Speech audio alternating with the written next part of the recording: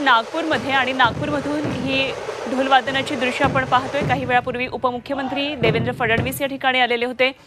नागपूरमधल्या शोभायात्रांचं देखील वैशिष्ट्य असतं। सकाळपासून या शोभायात्रांमध्ये सहभागी होण्यासाठी नटून थटून महिला सहभागी होत आहेत, अबालवृद्ध यामध्ये। तसंच याही ठिकाणी शोभायात्रेमध्ये समाजोपर संदेश देण्यासाठी काही चित्ररथ सहभागी झालेत। काही वेळापूर्वी उपमुख्यमंत्री देवेंद्र फडणवीस या ठिकाणी आले होते। काय नेमकी प्रतिक्रिया दिली पाहूया।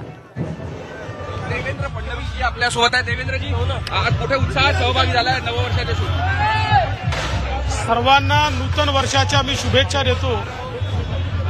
खरं म्हणजे हा गुढीपाडवा अतिशय आनंदाचा गुढीपाडवा आहे। याचं कारण प्रभू श्रीरामांचं मंदिर हे अयोध्येमध्ये निर्मित झालेलं आहे आणि मला विश्वास आहे की त्यांच्याच आशीर्वादाने विजयाची गुढी भारतात आणि महाराष्ट्रात आम्ही उभारू। विजयाची गुढी किती उंच राहणार? उंचच उंच। तर आपण बघू शकतो सगळ्यांना शुभेच्छा दिल्या आणि विजयाची उंच अशी गुढी आम्ही उभारणार असा विश्वास सुद्धा उपमुख्यमंत्री देवेंद्र फडणवीस यांनी व्यक्त केला आहे। झी मीडियासाठी व्हिडिओ जर्नलिस्ट रत्नशील सातपुतेसह अमर काणे, नागपूर।